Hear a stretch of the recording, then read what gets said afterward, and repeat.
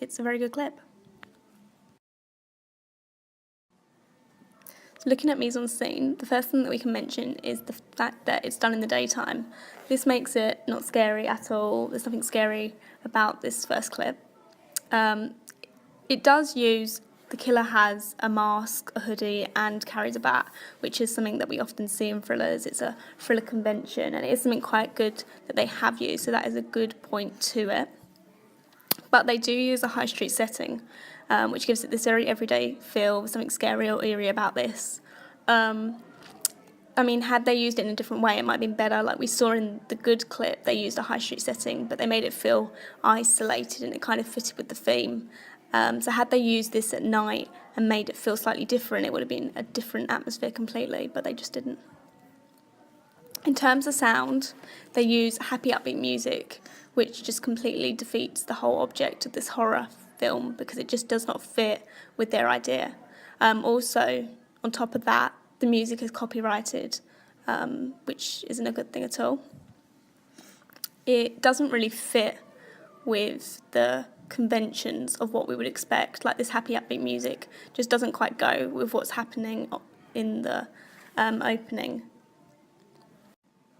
Another bad point to the sound is the music doesn't fade out.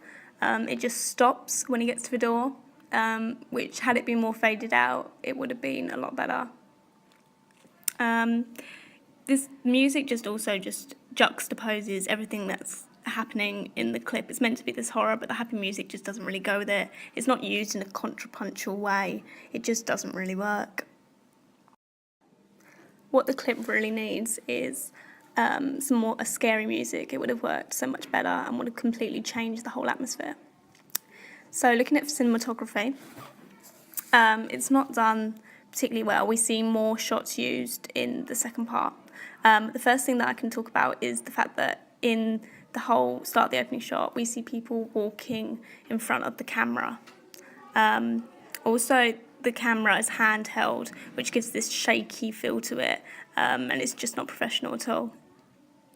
Also, the next thing is that the good point to it is that they use, at one point, an extreme close-up of the eyes with the masked man behind him, which is quite a good shot to use. It's something that sometimes you do see, so it's not a bad shot.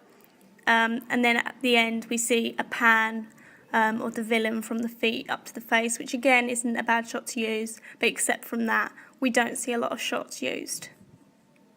Looking at editing, there's little techniques used throughout, especially in the first minute of the film. We don't actually see anything happen in terms of editing for the first minute. There are no cuts in the title sequence. It's just following the character through the high street. And there's this prevalence of the main character, which kind of shows that we're following him. This dictates to the audience that he is the main character, so therefore he is the important character. So, in conclusion, what we can say is that it's quite a poor opening sequence. It's not nearly as good as the last one we saw. There is little use of techniques, especially looking at editing and cinematography in terms of cutting and different things used. They're just not, the sound just doesn't go with it. And mise-en-scene, we see little parts of good things there, but not really. So all in all, we'd give this a level 2. The start would be a low level, it just wasn't very good, but the end with the kind of different shots and using slightly different techniques brings it up to a more mid-level 2 as it raises the marks with those different techniques used.